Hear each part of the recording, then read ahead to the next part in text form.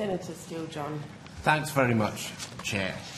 During the last estimates session, the committee heard that DPS had been given the Dignified Access Review but was unwilling to release it publicly. Secretary, the reason you gave was that it would be, quote, unhelpful, as there were no, quote, there was no feasible practicality to implementing some of the recommendations.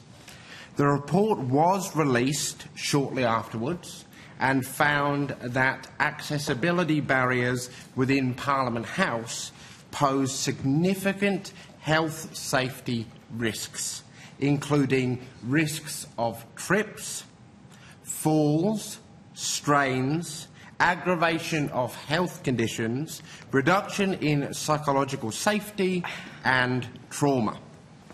The report also revealed that the department has failed to be proactive in addressing accessibility barriers and has failed to adequately respond to issues that were identified. One building occupant told the review of how they had requested adjustment around lighting, which was not addressed, and as a result, the person experienced a seizure in the first week of working in Parliament House. The report gave no less than 324 recommendations and reported serious health and trauma risks. No wonder you were reluctant to release these findings to the public. They are damning and evaluate your department's failures in a stark light. So what have you done, given that you have had no less than 6 months with this report? What action has been taken by the department to assess and mitigate the health and safety risks posed by the identified access barriers?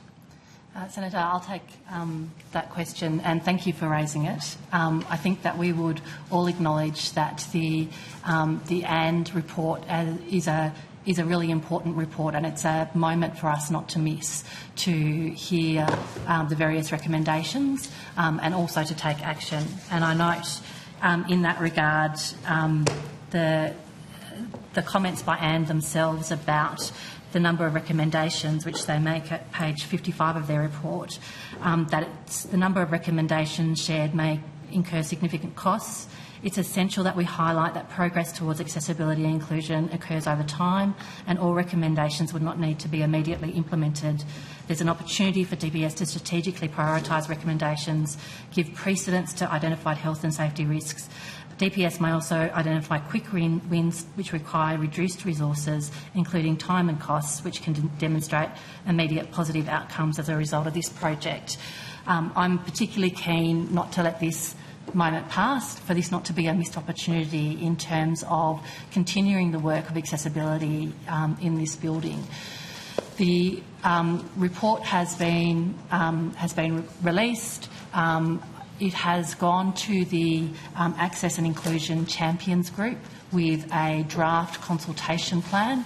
I'm really conscious that there are a number of recommendations within the report, some of which relate solely to DPS, but some of them relate to the chamber departments, some of them relate to all the parliamentary departments, some of them relate to the parliament as a whole, and so consultation on the implementation is incredibly important so that we get this right. So a draft consultation plan has gone to the Access and Inclusion Champions Group. We are currently just working on a brief to go to the parliamentary heads for them to see and comment on the draft consultation plan. It will then go to the presiding officers and across to the PLT. And then the consultation plan sets out a period of consultations across all of those groups and those stakeholders in relation to Parliament House to make sure that we get the implementation right. One of the things that we're also looking at the same time is those quick wins that Anne talked about within their report. And so the Access and Inclusion Group are looking at some of those even while we're working on the consultation plan. So, for example, the sunflower lanyards. There's other work that's occurring in DPS as part of our Capital Works project that will continue even as this work as this implementation work continues. So, for example, we're looking at doing automation on another 95 doors as part of our capital work plan, and that will be coming through to our executive committee soon to sign off on and get that work done. So there's a couple of parts to that answer, Senator. We're consulting. A consultation plan's gone to the Access and Inclusion Champions Group, but we're also not just waiting. Things that DPS can do on their own, we're looking at what we can do, and things that we can get through the Access and Inclusion Group to get started, we're doing that as well. This report, which the Secretary did not want to release to the public, even though it had been provided to them at the last estimates session, details some extraordinarily serious risks to the occupants of this building, to the workers that work within this building. Trips, falls, aggravation of existing health conditions, trauma, psychological safety put at risk. This is serious stuff. The 324 recommendations within that report are substantial, and you have had that report in your possession for over 6 months now. Chair, you have just identified to the committee that in that 6-month period you have had a meeting. No, Senator, that's not good enough. That's not. If I could just correct the record, Senator Steele-John, what the Secretary went to in the last estimates was that was a draft report. No, it wasn't. And we needed to seek the permission of Anne to have that document released.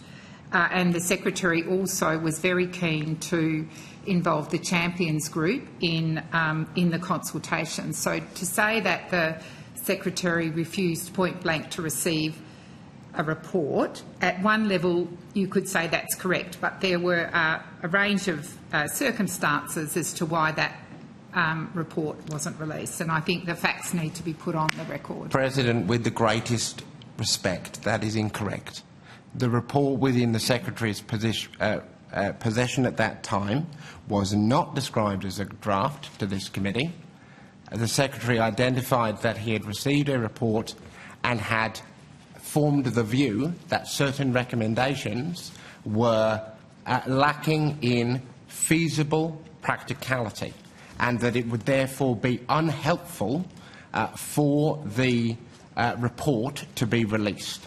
I then wrote to you, as I wrote to other colleagues, to insist that regardless of the Secretary's view, the public had the right to know the context of and content of that report without any addition or edit from the Secretary, whose departmental failures were subsequently revealed in the report.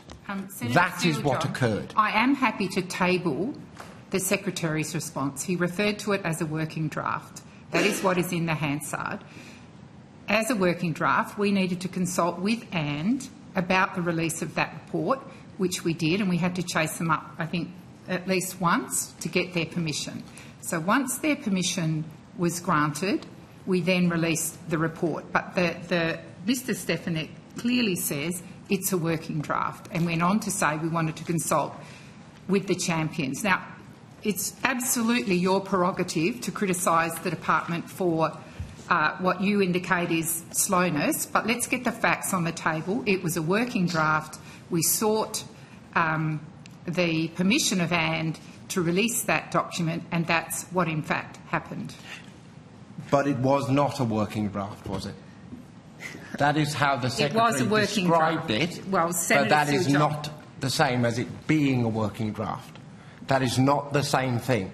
The report provided to the Secretary by and was not a working draft. It was their report, which the Secretary regarded as containing recommendations which lacked feasible practicality, and on that basis was seeking, as he informed the committee, to respond to that report and to suggest, it is not clear, changes looking at the content of this report. Senator Steele-John, it was a working draft that was given. It was not, President. Well, it was described by the Secretary as a working draft. Those are not the same thing.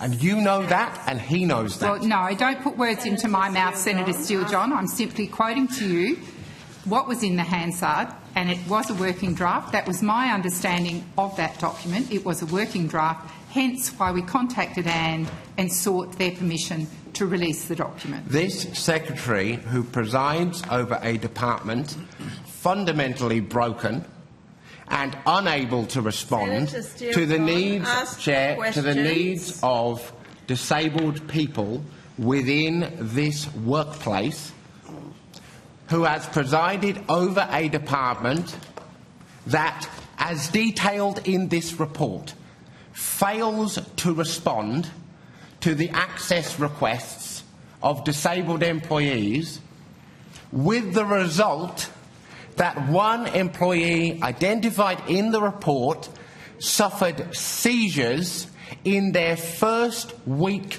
working in this building. They asked for the lights to be changed. They asked for the lights to be changed. That was not acted on, and they experienced seizures.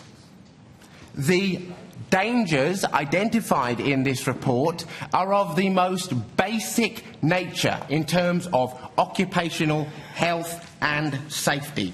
Trips, falls, psychological trauma, the aggravation of continuing and occurring health conditions. These are the basics any government department is meant to be able to manage and address, and the report details your complete failure to do so, to the extent that it makes 324 recommendations for change. The Deputy Secretary has identified for the committee that there have been meetings of the so-called Champions Group, and that a consultation process is being developed or has been outlined to enable feedback and consultation and engagement with this process. What is the timeline for the development of that consultation process? Thank you, Senator. So, as I indicated, the consultation plan is currently with the Access and Inclusion Group for putting to the parliamentary heads, department heads out of session. And then after it's gone to the parliamentary department's heads, it will go to the presiding officers for their comments, and then it will go out. To who? I am expecting that it will go to the PLT, and then it can go out publicly. The idea is that this is something that belongs to all of the members of this building and the building occupants, and they will need to be able to see the progress as it advances. And what is the timeline for the implementation of the recommendations detailed in this report? So the timeline for implementation will vary depending on the various recommendations and the stakeholders involved, and that's the important part, that, as Anne noted, this is the implementation, noting the number of recommendations. There's some that will take some time, there will be some that will come at a cost, and there'll need to be discussions about funding for those changes to be made. There will be some that will require Parliament's approval of. So there's various there will be various different timelines and different implementation dates for those.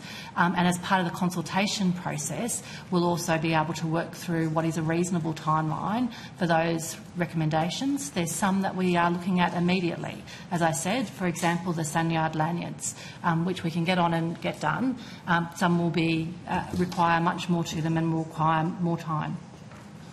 And when do you expect this consultation process document to be available to the public?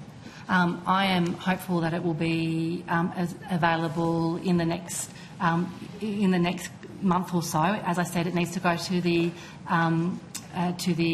departmental heads, and then it needs to go to the presiding officers. And once the presiding officers have had a chance to consider it, and then the next step will be for it to go to the PLT and to go out to the public. Is it correct that the Department of Parliamentary Services has established a culture team? Yes, that's right. What is the purpose of the culture team? So the team is called, just need to get the name right for you, the Culture Change and Inclusion Team. And that team has within it responsibility for cultural and inclusion around a range of different axes, including for a particular focus on the implementation of the Setting the Standard recommendations and the implementation of the AND report. So its particular strategic focus is on culture and inclusion. So the implementation of the AND report is within the scope of that group's work? That's right. So there will be lots of people involved in the implementation, but in terms of tracking that implementation, absolutely it will sit with that team. Are First Nations inclusion within the scope of that team? Yes. My understanding is there has been a range of diversity and inclusion events planned by the Department of Parliamentary Services. How many events are scheduled for June and July? Can I take that on notice for you, Senator? We have a quarterly calendar of events that include diversity and inclusion, and I would just need to get the June and July ones for you. Thank you. Is it correct that there is an accessibility network through DPS? Yes, Senator. My hesitation is I'm just trying to think of what the actual name is, because I think it's just changed to accessibility. That's right. Yes. The accessibility team. When was it launched? On the 19th of July last year, 2023. And how many times did it meet in 2023? I might need to take that on notice for you.